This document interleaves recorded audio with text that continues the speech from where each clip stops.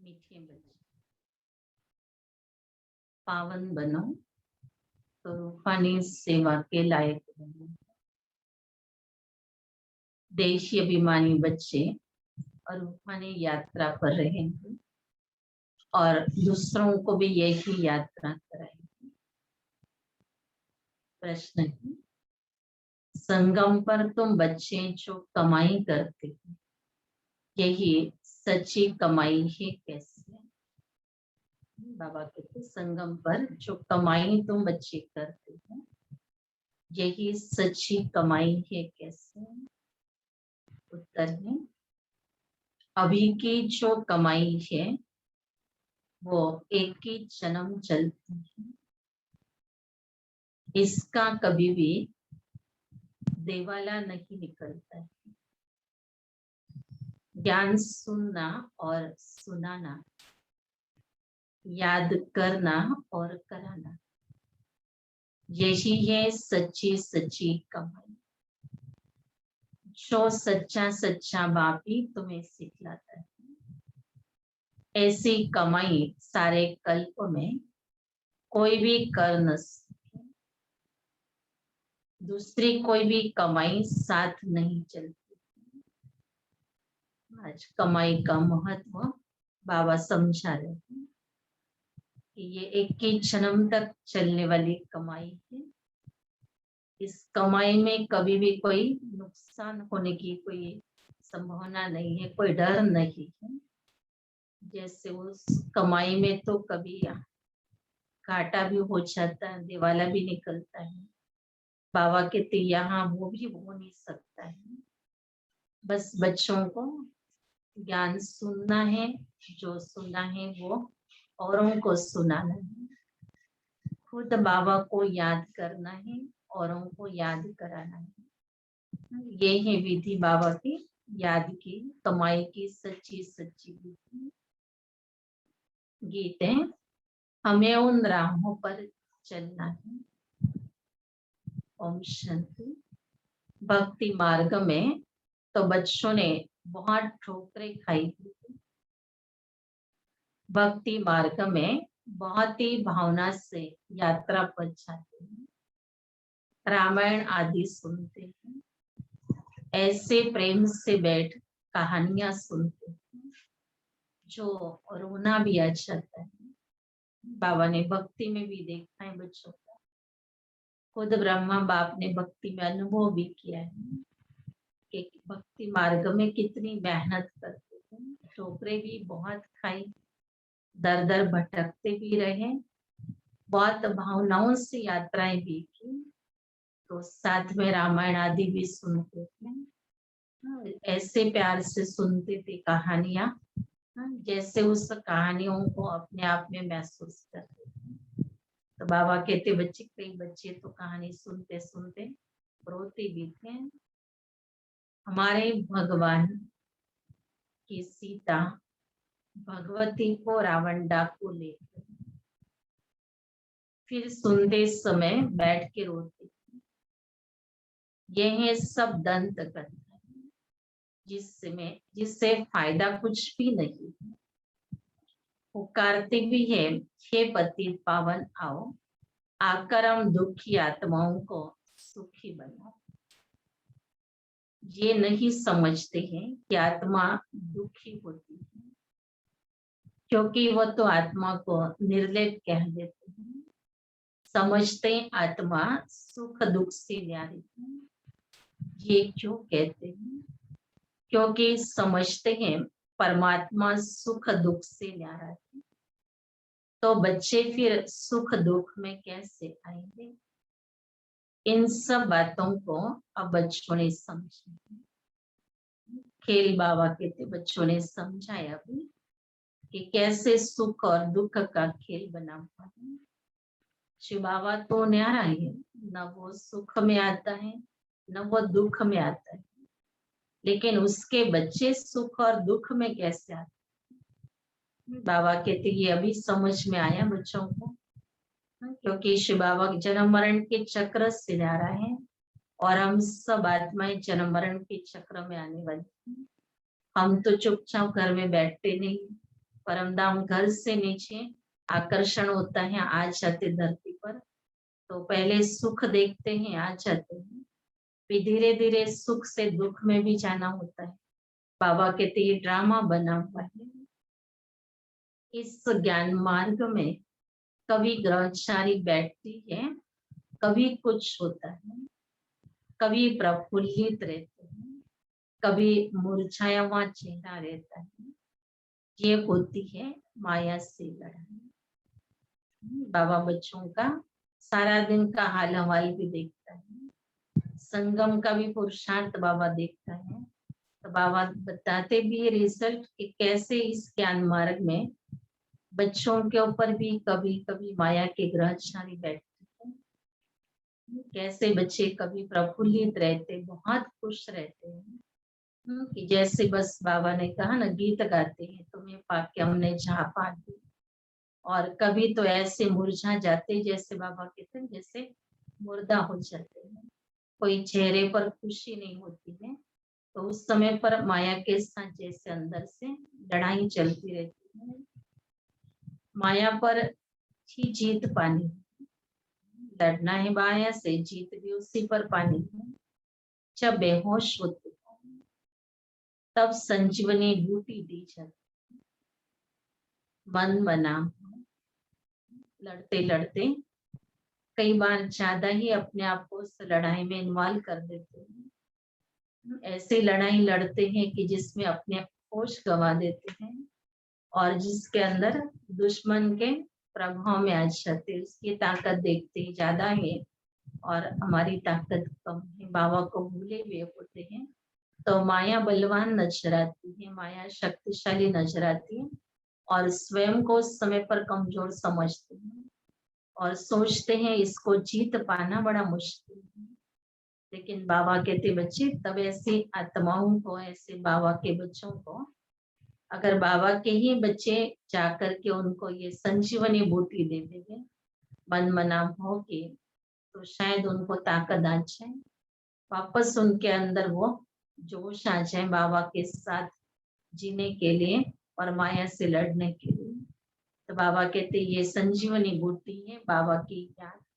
और विशेष जो बच्चे याद की यात्रा में नहीं रहते हैं, विशेष बाबा कहते हैं जब मैं बच्चों को विशेष प्रकाश देता हूँ, शक्तियां भरता हूँ, ऐसा पावरफुल अमृत वेला जब हम बच्चों को बाबा मिलने के लिए आते हैं, उस घड़ी अगर हम अपने आप में ये शक्तियां भर लेते हैं, तो माया के सामने कभी भी हम अपने आप को शक्ति नहीं अनुभव करेंगे।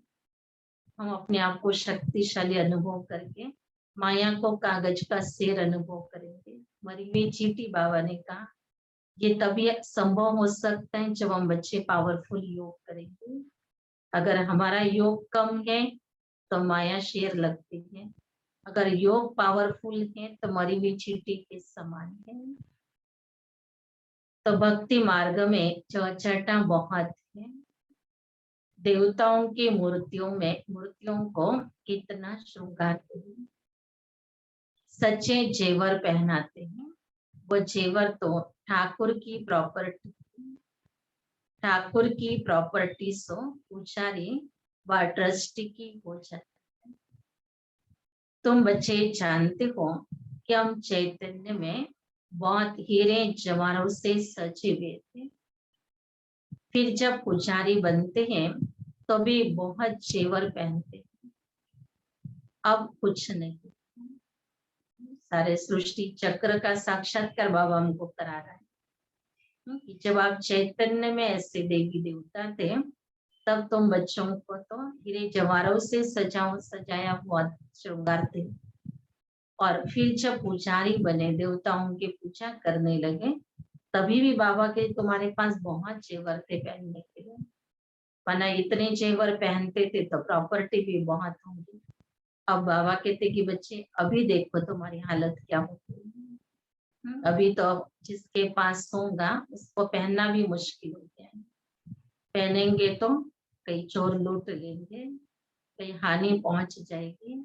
तो अभी तो समय अलग हो चुका है। तो बाबा के लिए देखते जैसे कि अभी कुछ भी नहीं है, चैतन्य रूप में भी पहने, फिर जड़ रूप में भी पहने, मंदिरों में भी बाबा करे आपके यादगार मूर्तियों को भी कितने अच्छे श्रृंगार कराते हैं, कितने अच्छे वस्त्र पहनाते हैं।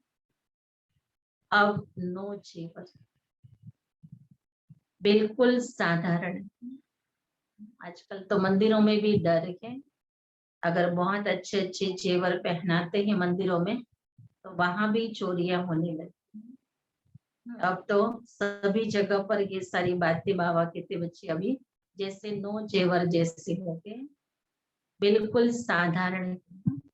बाप कहते हैं मैं साधारण तन में आता हूँ, कोई राजाई आदि की ठाट बाट नहीं है। शिव बाबा आया है, बाबा कह रहे कोई राजाई ठाट बाट नहीं, कोई राज सिंहासन नहीं है, कोई राज श्रृंगार नहीं है, लेकिन बाबा कितना सिंपल साधारण शरीर का आधार लेकर के आया।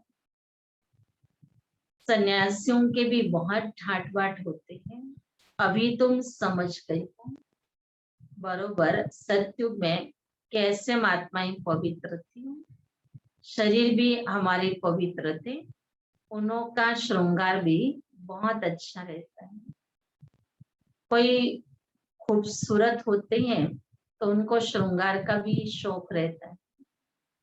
तुम भी खूबसूरत थे तो बहुत अच्छे अच्छे जेवर पहनते थे, हीरो के बड़े हार आदि पहनते थे। यहाँ हर चीज सावरी है, देखो गवे भी सावरी होती थी। बाबा जब श्रीनाथ द्वारे गया था तो बहुत अच्छी गवे थी, कृष्ण के गौ बहुत अच्छी दिखाते हैं। यहाँ तो देखो कोई कैसे कोई कैसे, क्योंकि कलयुग है ना, ऐसी गवे वहां होती नहीं। तुम बच्चे विश्व के मालिक बनते हैं, तुम्हारी सजावट भी वहां ऐसी सुंदर रहती हो। विचार करो, गव्वे तो जरूर होनी चाहिए। बाबा कहते विचार करो, सत्युग के अंदर गव्वे तो होनी चाहिए। अब कृष्ण के लिए भी गायन तो करते हैं ना, कृष्ण के साथ गव्य होती है, गौपाल भी कहते हैं उसको। अब बाबा कहते आप विचार करो इस बात पर, वहां की गौओं का गोबर भी कैसा होता होगा, कितनी ताकत होती है। आजकल के गोबर की भी दवाइयां बनाते हैं। अब बाबा कहते आप विचार करो कि वहां सत्युग के गोबर में कितनी ताकत होगी। जमीन को खाद चाहिए ना, खाद डाली जाती है तो अच्छा अनाज पैदा होता है, वहां सब चीजें अच्छी ताकत वाली होती है। यहाँ तो कोई चीज में ताकत नहीं है, हर एक चीज बिल्कुल ही पावरलेस होती है। बच्चियां सूक्ष्म वतन में जाती थी, कितने अच्छे अच्छे बड़े फल खाती थी, शुबिरा शादी पीती थी, ये सब साक्षात्कार कराते थे। माली वहां कैसे फल आदि काट कर देते हैं, सूक्ष्म वतन में तो फल आदि हो न सके, ये साक्षात्कार होता है। बाबा कहते ये सब बाबा ने दिखाया है कि कैसे सत्युग के अंदर फल होते हैं। कहते ना सत्युग के फल शुभ रस पी करके जब वो संदेशी आती थी तो नीचे की उनको कोई भी फलों की टेस्ट अच्छी नहीं लगती थी, यहाँ के कोई रस अच्छी नहीं लगते थे, तो वहां की टेस्ट फलों की और यहाँ की टेस्ट बहुत फर्क रहेगा। तो बाबा कहते वहां ऐसा कुछ है नहीं कि वहां कोई खेती है सूक्ष्म वतन में, वहां कोई झाड़ लगे हुए हैं, लेकिन ये साक्षात्कार बाबा कराता है और अनुभव कराता है कि वहां पर सत्युग के अंदर कैसे बाग बगीचे होंगे, कैसे फल होंगे, कैसे शुभ रस पीते होंगे। वैकुंठ तो फिर भी यहाँ होगा ना, बाबा कह रहे सूक्ष्म वतन में तो वैकुंठ नहीं होगा, वैकुंठ तो यहाँ मना साकार दुनिया में होगा। मनुष्य समझते हैं वैकुंठ कोई ऊपर में है, वैकुंठ न सूक्ष्म वतन में है न मूल वतन में होता है, यही होता है। होगा तो साकार दुनिया में ही ना, लेकिन अब वो चला गया, तो ये कलयुग नीचे आ गया तो वैकुंठ ऊपर चला गया। बाबा के खेल है ना चक्र का। तो अभी जो बाजू नीचे की है इसमें कलयुग चल रहा है। तो जो सतयुग की बाजू थी धरती पर वो ऊपर चली गई अभी। अब वो धरती पर रहने वाले यही देख रहे हैं कि वैकुंठ था लेकिन अभी तो वो ऊपर है। तो यहाँ जो बच्चियां साक्षात्कार करती है वो फिर इन आंखों से देखी, जो साक्षात्कार में देखी थी नजारे, बाबा कहते वो सारे नजारे यहाँ धरती पर दिखाई देंगे। वो वैकुंठ जिसका साक्षात्कार बाबा ने कराया, श्री कृष्ण कैसे गोपियों के साथ खेलता, वहां के बाग बगीचे कैसे होंगे, बाबा कहते वो सब यहाँ पर वापस धरती पर आप बच्चे देखोगे प्रैक्टिकल में। जैसी पोजीशन ऐसी सामग्री भी रहती है। जैसे कोई बड़ा होता है ऑफिसर आदि तो उसका घर वैसा होता है, गरीब होता है उसके घर की सामग्री वैसी होती है। तो बाबा कहते बच्चे आप सोच सकते हो कि सतयुग की विश्व महाराजा विश्व महारानी इतनी बड़ी पोजीशन उनकी होती है तो उनके लिए वो विश्व कैसा होगा, वहां सामग्री कैसी होगी। राजाओं के महल देखो कैसे अच्छे अच्छे होते हैं। जयपुर में बहुत अच्छे अच्छे महल बने हुए हैं। वो भी कोई सतयुग के तो महल नहीं है, वो तो कलयुग के राजाओं के महल है। लेकिन फिर भी बाबा कहते बच्चे आपको एक देखने के लिए अंदाज आ जाएगा कि देखो कलयुग में भी अगर इतने अच्छे अच्छे महल होते हैं राजाओं के, सतयुग के महल कितने सुंदर होंगे। और बाबा ने तो अंदाज दे दिया ना बच्चों को। एक अब इतना तो एक का महल ही होगा। तो एक शहर यहाँ का और वहां का एक शहर में एक महल होगा। तो कितना आलीशान महल होगा और कितना सुख सुविधाओं से संपन्न होगा। वो सारे दृश्य जो है बाबा ने पहले साक्षात्कार में दिखाए बच्चों को। फिर जब पढ़ाई शुरू करनी थी बाबा को तब बाबा ने कहा कि बच्चे ये खेल पालते, अब तुमको पढ़ाई पढ़ना है, जो पढ़ेगा वही ऐसी दुनिया में जाएगा। बाकी साक्षात्कार की लालच ऐसी होती थी कि बस वो देखना और उस अनुभव में खो जाना, उस दुनिया को देखते देखते उसी सुख का शांति का अनुभव करना, तो वो तो किसको पसंद नहीं आएगा। लेकिन धीरे धीरे बाबा ने बच्चों का बुद्धि पढ़ाई की ओर खींचा। ये ऐसी दुनिया आपको चाहिए, ऐसा जीवन चाहिए, ऐसी सारी प्राप्तियां चाहिए, तो ऐसी थोड़ी मिलेगी। वो देखने से, साक्षात्कार से देखने से थोड़ी मिलेगी, आपको उसके लिए ये पढ़ाई पढ़नी पड़ेगी। फिर बाबा ने ये पढ़ाई पर जोर दिया। पढ़ाई पढ़ना ऑफिशियल रीति से बाबा ने बच्चों के लिए शुरू किया।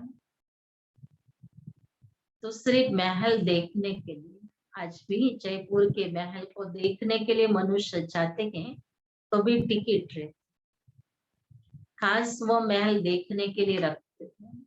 अभी तो यादगार के रूप में हो गए ना वो महल, और वो महल को भी आज तक संभाल करके रखना है, इसलिए वो उसके खर्चे के लिए फिर टिकट रखते हैं। खुद फिर और महलों में रहते हैं, ना उनके जो वंश परंपरा चल भी रही होंगी। बाबा कहते वो खुद राजाई घराने वाले जो परिवार वाले हैं वो दूसरे स्थानों पर रहते हैं और महलों को यादगार के रूप में सबको देखने के लिए रखा है। सो भी अभी कलयुग में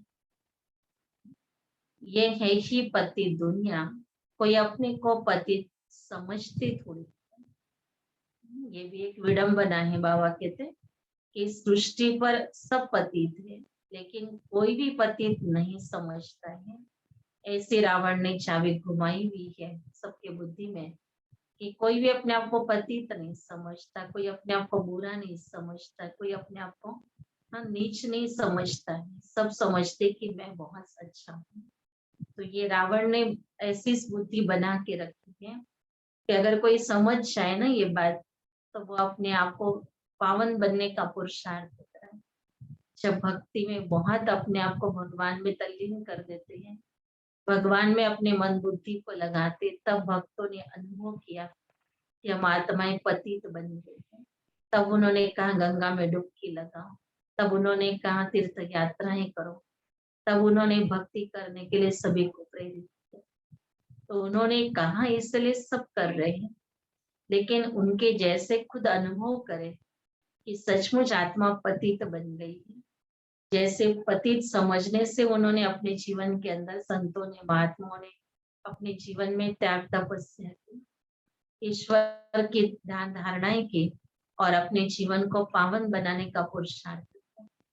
लेकिन आज हम से उनकी महिमा गाते हैं, फलाना संत ऐसा था, फलाना महात्मा ऐसा था, लेकिन उन्होंने जो किया वो तो मनुष्य ही थे ना। लेकिन उन्होंने जब अपने आप को फील किया कि हम ऐसे पतित बन चुके हैं, तब उन्होंने अपने जीवन में ये पुरुषार्थ किया। बस ईश्वर के भजन कीर्तन के सिवा कुछ मुख से बोला ही नहीं। ईश्वर के गुण गाना यही उनका कर्तव्य था। निंदा पर चिंतन, ये सब बातों को उन्होंने भी विदाई दे दी थी। जैसे आज बाबा हम बच्चों को ये बार बार पुरुषार्थ करने के लिए कहता है कि बच्चे व्यर्थ खत्म करो, अपने जीवन का नेगेटिव खत्म करो। नेगेटिव मतलब वही जो विकारों के वश हमारे जीवन के अंदर जो भी कुछ चल रहा है, संकल्प विकल्प कर्म जो भी चल रहे, वह सब नेगेटिव है। बाबा उसको खत्म करने के लिए कहता है। लेकिन ये ज्ञान न होते हुए भी जिन आत्माओं ने भक्ति के आधार से भी अपने आप को रियलाइज किया था कि हम आत्माएं पतित हो चुकी है, हम आत्माओं को ये कर्म करने से अपने आप को दूर रखना है, तो ईश्वरी चिंतन में जाना होगा। तो दिन रात उन्होंने अपने आप को ईश्वर भजन चिंतन में रखा, ईश्वर के गुण गाते रहे। और यही बाबा भी आज हम बच्चों को कह रहे हैं बार बार कि बच्चे बस बाप समान बन जाओ। तो बाबा के जो गुण है वही गुण मेरे बन जाए। तो यही तो मनन चिंतन करना है, यही तो कीर्तन हमको मन में गाना है कि बस मुझे बाप जैसा बनना, मेरा बाबा ऐसा गुणों का सागर है, तो मुझे भी ऐसा बनना है। अगर जिसके गुण अवगुणों को चिंतन कर रहे हैं, आज किसी के गुणों के प्रभाव में आ जाते, कल उसके अवगुण के प्रभाव में भी आ जाते। ये पता ही नहीं चलता है कि गुण के साथ अवगुण भी चिटका हुआ है उसके साथ, और वो भी हमारे अंदर प्रवेश हो रहा है। लेकिन बाबा कहते बच्चे, इसलिए तुम बच्चे किसी भी आत्मा को नहीं देखो। अगर देखने में आया भी गुण किसी का, तो यही सोचो कि ये गुण दाता तो शिव बाबा है। तो मैं भी शिव बाबा से ये गुणों का अपने अंदर दान के रूप में, सहयोग के रूप में बाबा से ले लूं। बाबा मुझे गुणों का वर्षा भी दे रहा है, तो वो बाबा से लेना है, यही एक लक्ष्य रखना है। कोई भी आत्माओं से नहीं लेना है, क्योंकि आत्माओं में गुण भी है तो अवगुण भी है। लेकिन गुण का परिचय किसी आत्माओं के कर्मों से हमको मिल सकता है, और वो कर्मों से हमको पता चलता है कि ये गुण हमारे कर्मों में भी होना चाहिए। लेकिन ये गुण प्राप्त करना है तो मुझे शिव बाबा से ही प्राप्त करना है। तो ऐसी धारणाएं बाबा ने हम बच्चों को करा के दी।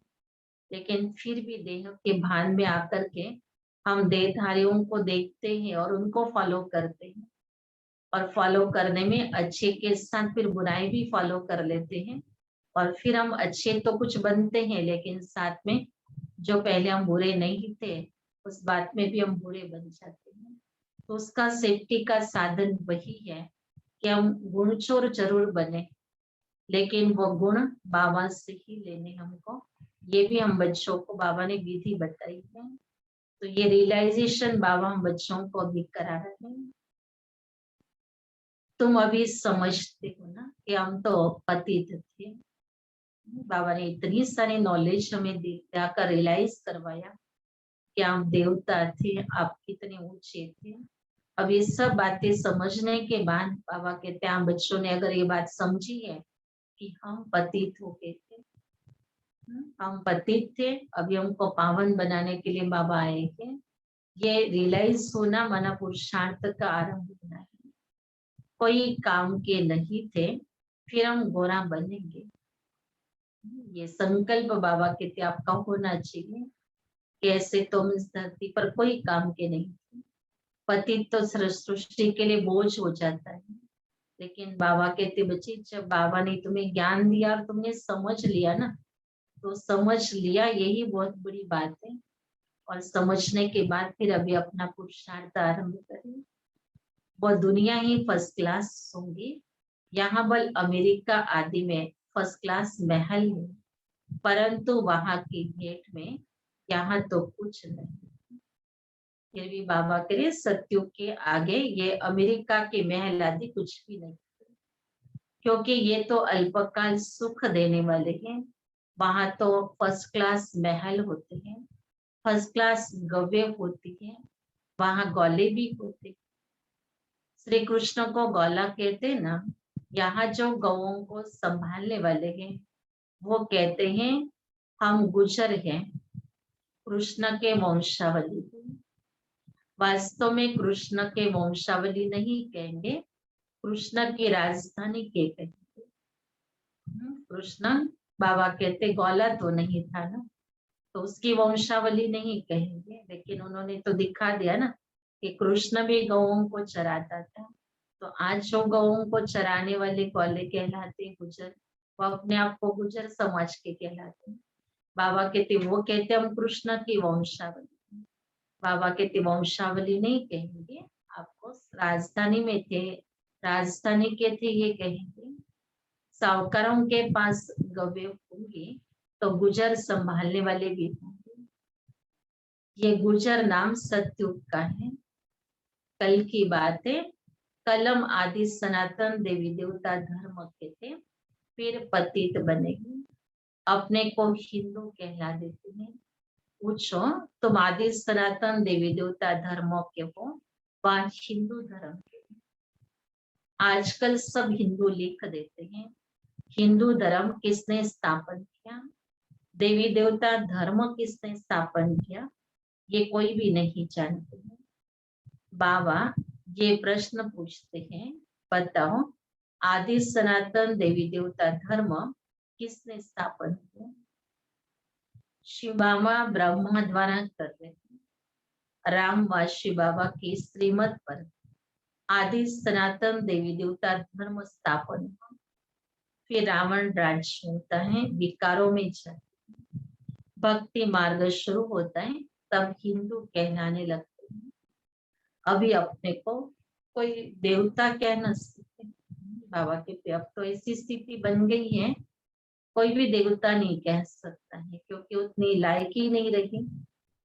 रावण ने विशेष बना दिया, बाप आकर बाइसलेस बनाते हैं, तुम ईश्वरी मत से देवता बनते हो।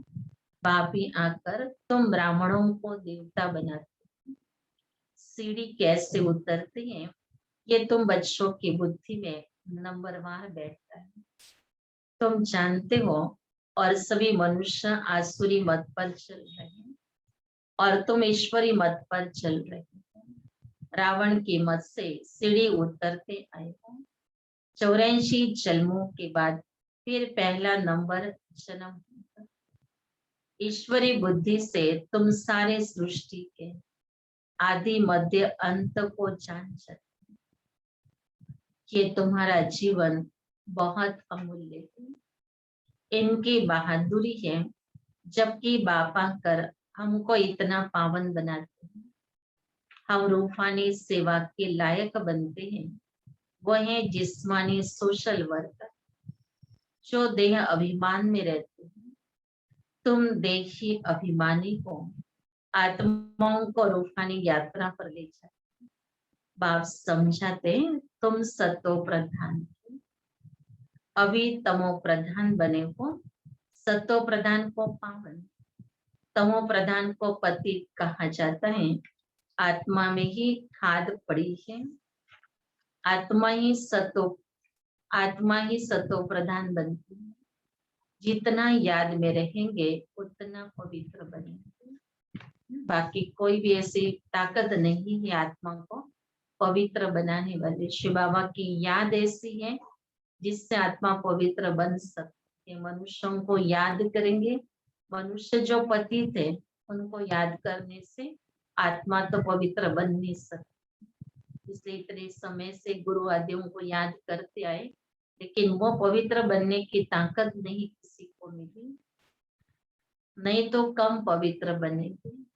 अपनी ताकत से कितना पवित्र बनेंगे, फिर माया से लड़ते रहेंगे, पापों का बोझा सिर पर रह जाएगा।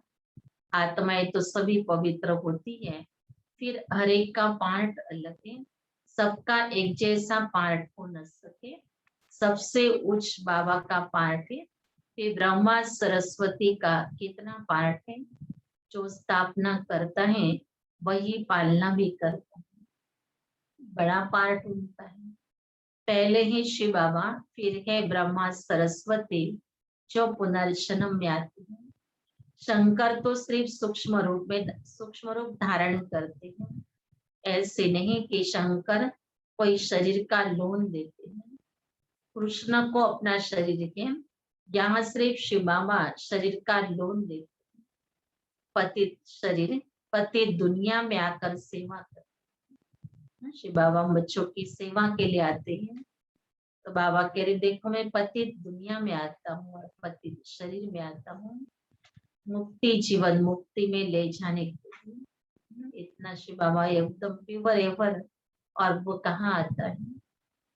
अगर कोई स्वच्छ जगह पर रहने वाला कोई मैले जगह पर आ जाए तो कितना उसको अस्वस्थ हो जाएगा।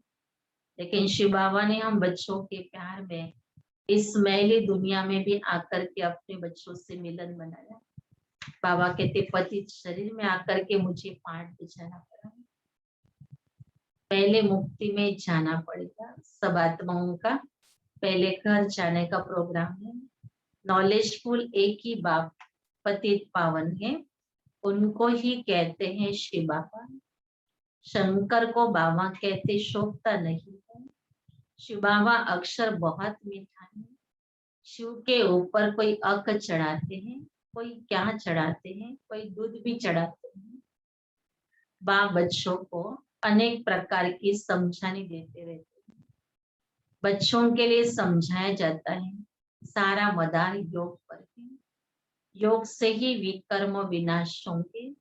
योग वाले को ज्ञान की धारणा भी अच्छी होगी, अपनी धारणा में चलते रहेंगे, क्योंकि फिर सुनाना भी पड़ता है।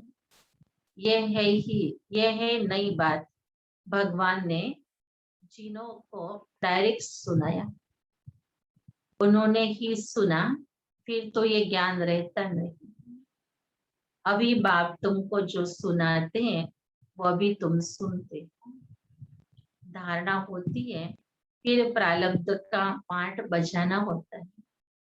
ज्ञान सुनना सुनाना अभी होता है। सतयुग में ये पाठ नहीं होगा, वहां तो है ही प्रारब्ध का पाठ। मनुष्य बैरिस्टरी पढ़ते हैं, फिर बैरिस्टर बन कमाते। ये कितनी बड़ी कमाई है, इनको दुनिया वाले नहीं जानते। तुम जानते हो सच्चा बाबा हमको सच्ची कमाई करा रहे हैं, इनका कभी देवाला निकल न सके। अभी तुम सच की कमाई करते हो, वो फिर एक ही जन्म साथ रहती है। वो कमाई साथ नहीं देती है, ये साथ देने वाली है। तो ऐसी कमाई को साथ देना चाहिए। ये बातें तुम्हारे सिवाय और कोई की बुद्धि में नहीं है।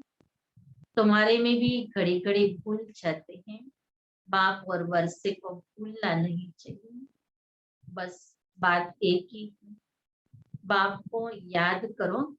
जिस बाप से एक ही जन्म का वर्षा मिलता है, एक ही जन्म निरोगी काया रहती है, बुढ़ापे तक अकाले मृत्यु नहीं होती है।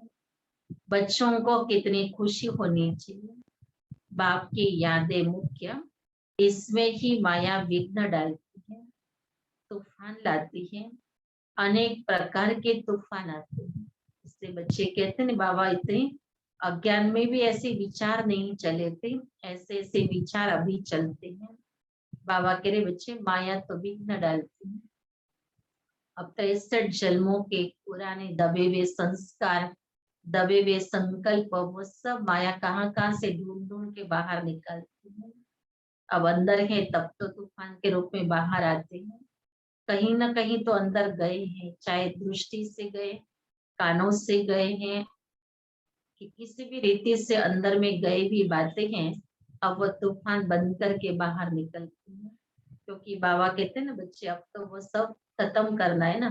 तो जैसे जैसे बाबा का ज्ञान हम सुनते हैं, योग करते हैं, तो जैसे जैसे वो बीमारी जो है अंदर में, बीमारी के जो जर्म्स है अंदर में, तो वो भी उथल पाथल करने लगते हैं। तो बाबा कहता बच्चे ये तूफान तो आने वाले हैं। इससे पता चल जाता है ना कि ये जो विचार आते हैं, ये जो संकल्प आते हैं, जो अज्ञान काल में नहीं आए थे, क्योंकि तभी तो कोई दवाई नहीं की थी, तो बीमारी कैसे बाहर आएगी। वो तो बीमारी 63 जन्मों की है। तो बाबा कहते बच्ची, अनेक जन्मों का जो अंदर में भरा हुआ है, जो रोल भरा हुआ है, अब उसमें जो कई प्रकार के प्रभाव जो अंदर आत्मा पर ऐसे गहरे पड़े हुए हैं कि जो आत्मा एक जन्म से दूसरे तीसरे चौथी जन्म में लेकर के आई है, और फिर जैसे अंदर में उसका छिपा हुआ स्वरूप बैठ बना हुआ है, लेकिन वो कहीं ना कहीं कर्मों में, कहीं ना कहीं हमारे अंदर वो काम कर ही रहे हैं। लेकिन बाबा कहते जब ज्ञान मार्ग में आते हैं, तब हम उससे लड़ना शुरू करते। पहले लड़ते नहीं है, जब वो पहले आते थे तो उसमें सोचते कि यही तो जीवन है, ये तो चलना ही है, ऐसी तो दुनिया है, दुनिया में ऐसा ही जीना होता है, उस कड़े उसको उस रीति से सोचते थे। लेकिन अब बाबा के बनने के बाद अब मालूम पड़ा वो तो हाँ नुकसान करने वाली बातें हैं, वो आत्मा को पतन में ले जाने वाली बातें हैं।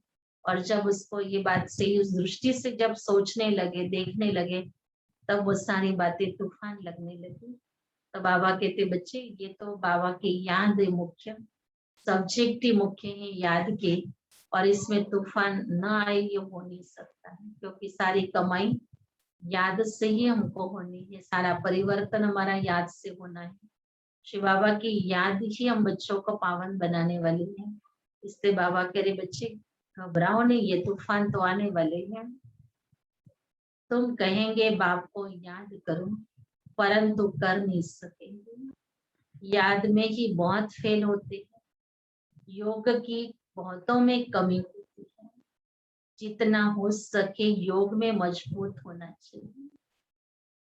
बाकी बीज और झाड़ का ज्ञान कोई बड़ी बात नहीं, ज्ञान सुनना समझना बाबा कहते ये भी कोई बड़ी बात नहीं। याद की सब्जेक्ट बाबा कहते यही एक मुख्य और मेहनत वाली बात है, इसमें बच्चों को मेहनत करनी है। इसलिए बाबा ने कहा ना बच्चे अपने कर्मों को सारा दिन अटेंशन दे करके श्रेष्ठ बनाओ, दुआएं लो, ऐसे कर्म करो सारा दिन कि मुझे दुआएं मिले, किसी की भी सूक्ष्म में भी बददुआ न मिले, किसी की भी आह न लगे, नहीं तो हमें योग में वो रास्ता क्लियर नहीं होने देंगे।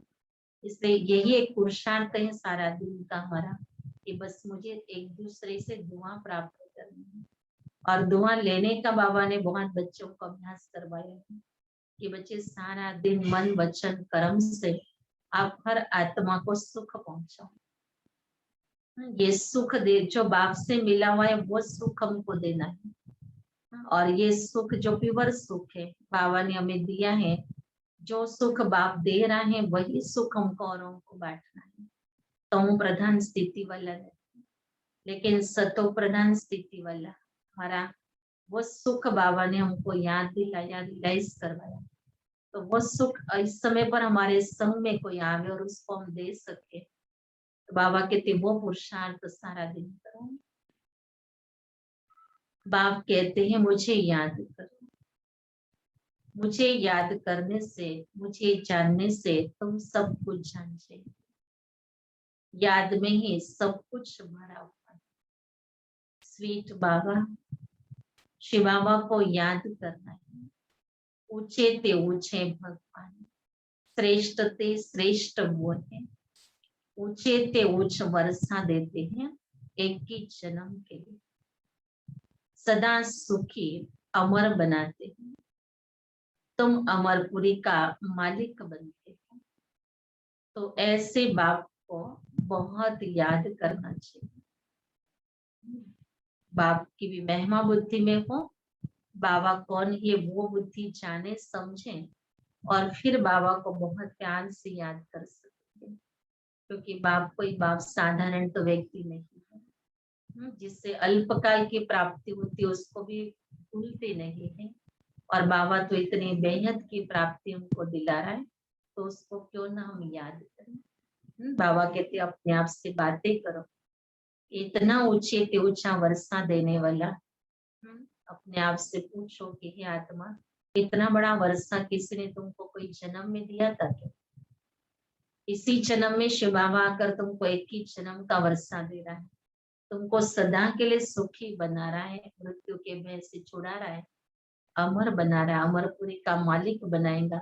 वहां कोई यमदूत चमदूत लेने के लिए नहीं आएंगे। अब ऐसी दुनिया में बाबा को लेके ही जाएगा। क्यों नहीं आत्मा तू इसे बाप को प्यार करती है, क्यों नहीं तुम उसको याद करती है? तो अपने आप से बात करके अपने मन को तैयार करना, कैसे बाबा को तो मुझे बहुत याद करना है। तो बाबा कहते सारा दिन में बाबा से मीठी बातें कर, हर प्राप्ति पर बाबा की शुक्रिया करो। चाहे भोजन प्राप्त किया तो भी बाबा की शुक्रिया करो, बिस्तर प्राप्त किया तो भी बाबा की शुक्रिया करो, नींद प्राप्त की तो भी बाबा की शुक्रिया करो, आंख टाइम पर खुली तो भी बाबा की शुक्रिया करो। बाबा कहता कि बच्चे सारा दिन बाबा की शुक्रिया करते रहो, बाबा की महिमा करते रहो। कि बाबा ने मुझे सुलाया, बाबा ने मुझे उठाया, बाबा ने खिलाया, बाबा ने मेरे को अपना इतना प्यार दिया। तो ये सारा समय हम बाबा के साथ जुड़े हुए रहे, तो ये भी हमारी सारा दिन की याद की यात्रा जो है वो हमें अमृत वेले मदद करती है। अमृत वेले बाबा का वो रूहानी प्यार आत्मा को खींचता है, और बाबा उस प्यार में बच्चों को समा लेते हैं। तो बाबा कहते बच्चे यही बहुत सुंदर छोटी सी तो विधि है आत्मा का बाबा से अटूट प्यार को। बस एक शिव बाबा से प्यार करना सीख जाए। मनुष्य देहधारियों को बहुत जन्मों से प्यार किया, लेकिन अब शिव बाबा बिंदी है, मैं आत्मा भी बिंदी हूँ। कल भी बाबा ने कहा ना, तुम आशिक हो, मैं माशिक हूँ, बस तुम आशिकों को मुझ माशुक को याद करना है। तो इतना प्यार से बाबा को याद करे कि दुनिया भूल जाए। अच्छा, मीठे मीठे सिखलते बच्चों प्रति माता पिता बाप दादा का याद प्यार और गुड मॉर्निंग। रूहानी बाप के रूहानी बच्चों को नमस्ते, रूहानी बच्चों के रूहानी माता पिता बाप दादा को याद प्यार, गुड मॉर्निंग और नमस्ते। धारणा के लिए सार पहले पॉइंट से, ये ईश्वरीय जीवन बहुत बहुत अमूल्य। अब इसकी वैल्यू हर एक को अपने जीवन की करनी है। ये जो वैल्यूएबल चीज होती है उसकी बहुत संभाल करनी होती है। तो बाबा कहते ये ईश्वरीय जीवन बहुत बहुत अमूल्य है। इस जीवन में आत्मा और शरीर दोनों को पावन बनाना है, और रूहानी यात्रा में रहकर दूसरों को यही यात्रा सिखानी। बस क्या काम करना है, तो खुद भी यात्रा में रहो और दूसरों को भी यात्रा सिखानी है। दूसरा है जितना हो सके सच की कमाई में लक्ष्य नहीं, निरोगी बनने के लिए याद में मजबूत होना। वरदान है मास्टर नॉलेजफुल बने, अनजान पने को समाप्त करने वाले ज्ञान स्वरूप योग युक्त हो। बाबा कहते हैं आप बच्चे मास्टर नॉलेजफुल बन जाओ। अब कोई भी सब्जेक्ट की नॉलेज मेरे पास नहीं है, ये बात अभी हमारे जीवन में न रहे, लेकिन सब प्रकार की नॉलेज बाबा ने दे दी है। कैसे आत्मा को संपूर्ण पावन बनाना है, यहाँ से लेकर के सब छोटी बड़ी बातों की सब नॉलेज बाबा ने दे दी है। बाबा कह रहे बस हर कर्म करते समय उसको इमर्श करो। तो इसको बाबा कहते अपना लो, तो इसको अपनाने से योग युक्त स्थिति भी बन जाएगी। मास्टर नॉलेजफुल बनने वालों में किसी भी प्रकार का अनजानपन नहीं रहता। जो कहते ना हमको पता नहीं था, ये बात मालूम नहीं थी, बाबा कहते ऐसा अनजानपन नहीं रहता। और बाबा ने ऐसी कोई अनजानपन की कोई बात अभी बाकी नहीं रखी है। हाँ, साकार में भी बाबा ने कहा था कि बच्चे मैंने साकार ब्रह्मा तन के द्वारा जो गीता के 18 अध्याय का ज्ञान होता है, वह गीता के 18 अध्याय बाबा ने पूरे कर दिए। तो वो सारा ज्ञान बाबा ने कहा बच्चे मैंने दे दिया तुम बच्चों को, फिर अव्यक्त पालना तो सभी को इष्टा ही मिली। तो ये बाबा कहते बच्चे ये मुरली माना, इसी के आधार से हम बच्चों को सारी ही नॉलेज मिल रही है। तो वो ऐसा कहकर अपने को छुड़ा नहीं सकते। कोई कहेगा कि ये बात मुझे मालूम नहीं थी, बाबा कहते बाप के आगे, धर्मराज के आगे आप ऐसे छूट नहीं सकेंगे कि इस बात का हमें पता ही नहीं था। ज्ञान स्वरूप बच्चों में कोई बात का अज्ञान नहीं रह सकता है। और जो योग युक्त है उन्हें अनुभव होता, जैसे कि पहले ये सब कुछ जानते हैं। वो ये जानते हैं कि माया की छमछम रिमझिम कम नहीं है, माया भी बड़ी रौनकदार है, इसलिए उससे बचकर रहना है। जो सभी रूपों से माया की नॉलेज को समझ गए उनके लिए हार खाना असंभव। स्लोगन है, जो सदा प्रसन्न चित्त है वो कभी प्रश्नचित्त नहीं हो सकता। बाबा कहते जो सदैव प्रसन्न चित्त वो कभी प्रश्नचित्त नहीं हो सकता है। तो इसलिए बाबा बच्चों को सावधान कर रहा है कि अगर अभी हम कह रहे हैं कि ये पॉइंट्स मुझे पता नहीं थे और वो मुरली अगर हमने मिस कर दी तो बाबा ने तो बता दी हम बात सृष्टि पर आकर के, लेकिन हमने नहीं उसको अध्ययन में लाई है, तो बाबा हमें ऊपर से साक्षात्कार जरूर कराएंगा धर्मराज कि बच्चे ये मुरली तो बाबा की चली थी, उस समय पर तुम क्या कर रहे थे, तो हम क्या कर रहे थे वो भी दृश्य बाबा दिखा देंगे कि ये मुरली चली थी, उस घड़ी आप क्या कर्म कर रहे थे, आपका बुद्धियोग कहाँ था, आपने मुरली को कितना महत्व दिया था। तो इसलिए बाबा कहते बच्चे नॉलेजफुल बनने में अब पुरुषार्थ करो, कोई भी मुरली हमारी मिस न हो जाए, इसका बाबा कहते बच्चे तुमको अभ्यास कर।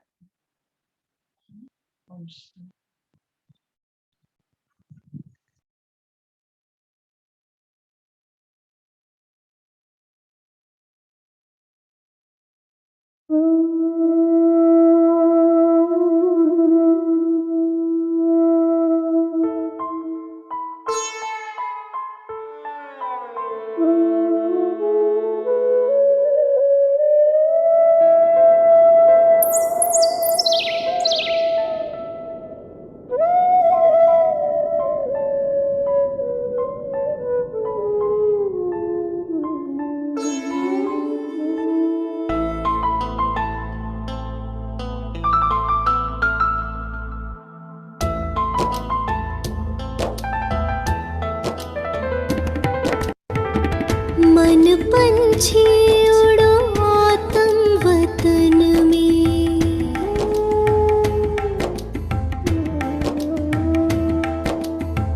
मन पंछी उड़ो आत्म वतन में, पहनो फरिश्तों वाला चोला, मन मना भव मामे कम के तार, मन मना भव मामे कम के तार, जोड़ लो करो शिव का दीदार, अपने वहाँ घर के आंगन में, मन पंछी उड़ो आत्म वतन में।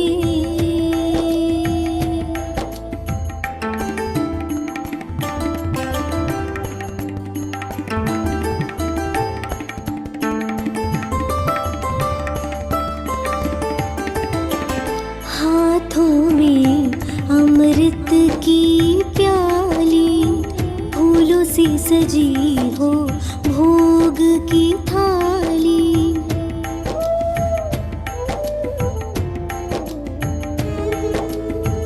हाथों में अमृत की प्याली, फूलों से सजी हो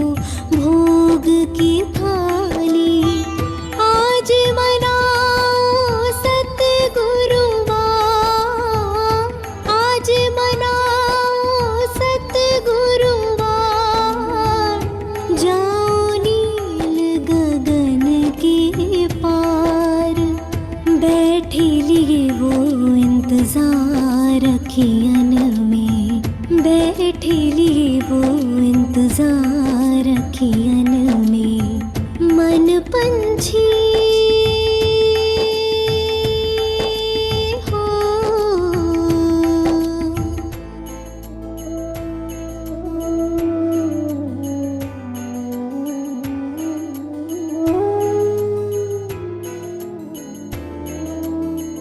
ब्रह्मा तन में शिव जी पधारे, सोए भाग जगाए हमारे।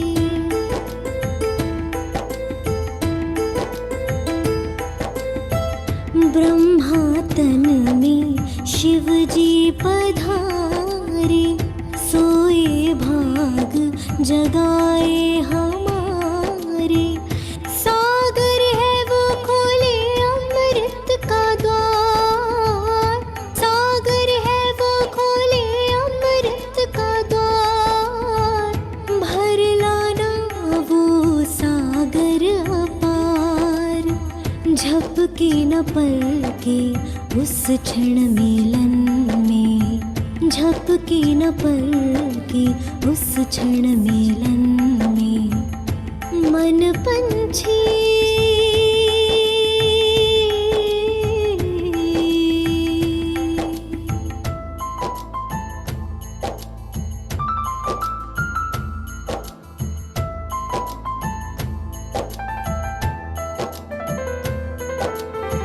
ले जाओ तुम यादें हमारी, कहना महक रही फुलवारी।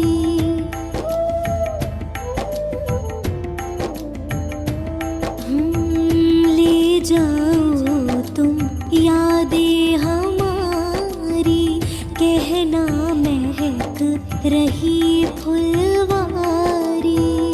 बैठे हैं हम पलके बिछाए, बैठे हैं हम पलके बिछाए, दिल में रूहानी प्यार समाए। संगम के सुहाने सफर में, संगम के सुहाने सफर में, मन पंछी उड़ो आत्म वतन में, मन पंछी उड़ो आत्म वतन में।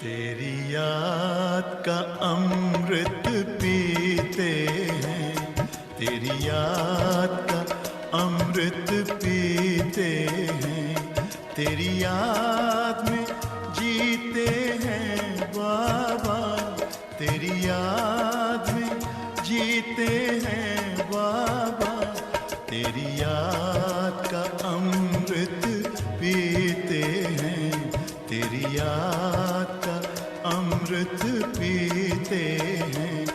रहे याद सदा ही साथ तेरी, रहे याद सदा ही साथ तेरी। बस और न हम कुछ चाहेंगे, बस और न हम कुछ चाहेंगे, तेरी याद का अमृत पीते हैं, तेरी याद का अमृत पीते हैं।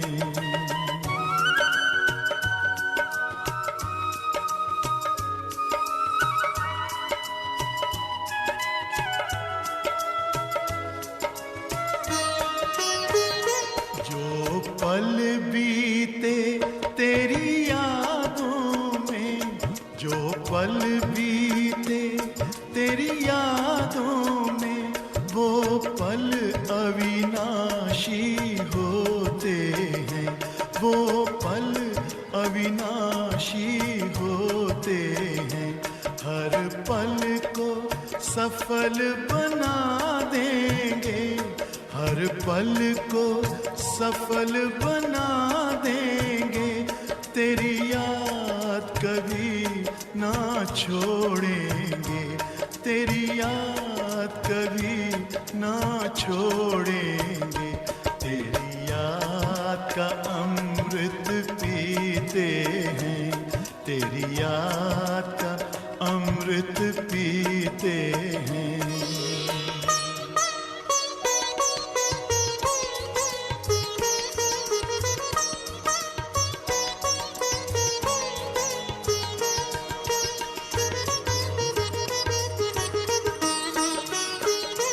यूं ही आप रहो संग संग बाबा, यूं ही आप रहो संग संग बाबा।